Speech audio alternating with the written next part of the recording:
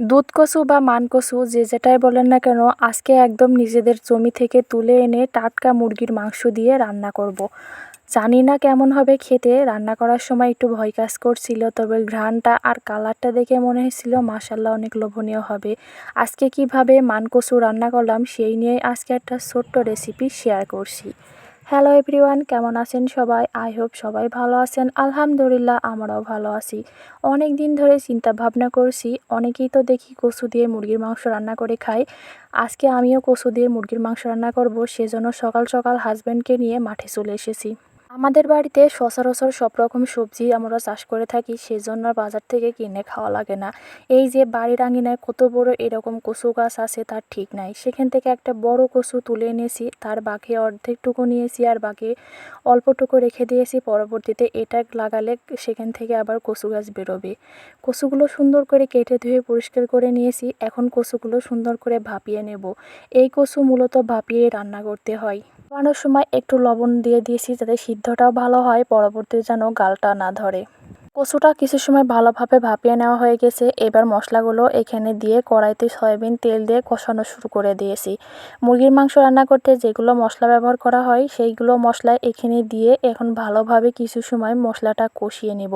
একটু পানি দিয়ে আরও কিছু সময় সুন্দর করে মশলা কষানো হয়ে গেছে। এবার দেখেন মশলা থেকে যখনই তেল ছাড়বে এখানে কেটে ধুয়ে রাখা মুরগির মাংসগুলোও দিয়ে দিব। মুরগির মাংস দেওয়ার পরে কিছু সময় মশলার সাথে ভালোভাবে কষিয়ে নেব। এর গা থেকে যে পানি বেরোবে সেটা দিয়ে কষানোর পরে পরবর্তীতে আরেকটু পানি দিয়ে কষাবো। সেই পানি দিয়ে একটু বলক উঠে আসলে এখানে সিদ্ধ করে বা ভাপিয়ে রাখা এবার কচুগুলো দিয়ে দিব। এখন দুইটা সমস্ত সুন্দর করে মশলার সাথে মিশিয়ে নিব। এই সময় কড়ার তাপটা একটু বেশি পরিমাণে দিয়ে ভালোভাবে নাড়বো আর ঢাকনা দিয়ে ঢেকে দেব।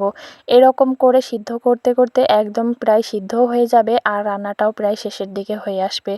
এই যে দেখেন ঢাকনা তুলে কালারটা কেমন এসে গেছে, দেখেই মনে হচ্ছে যেন আজকের রান্নাটা সত্যি অনেক লোভনীয় হবে।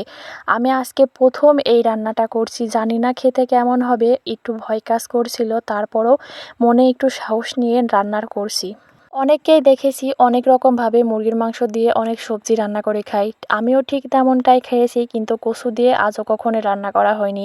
একবার রান্না করতে গিয়েছিলাম, ভয়তে আর রান্না করতে পারিনি। এবার কিন্তু সাহস নিয়ে রান্না করছি।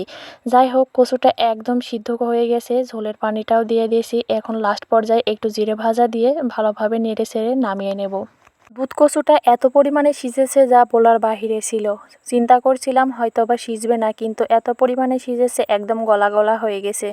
এইভাবে কিন্তু একদম সেম প্রসেসে আপনাদের বাড়ির সবাইকে রান্না করে খাওয়াতে পারেন। কোনো রকম কিন্তু ঝামেলাই নেই, শুধুমাত্র বাড়িতে মুরগির মাংস থাকলে এইভাবে কচু দিয়ে রান্না করে খাওয়া যায়। রান্নাবান্না শেষ করে দুপুরে খাবার নিয়ে বসে পড়েছি। একটা কচু কিন্তু ভেঙেও দেখেছি কত পরিমাণে সিজেছে। সবাই ভালো থাকবেন, সুস্থ থাকবেন। আজকের রান্নাটা কেমন হয়েছে সবাই কমেন্টে বলে যাবেন। আল্লাহ হাফেজ।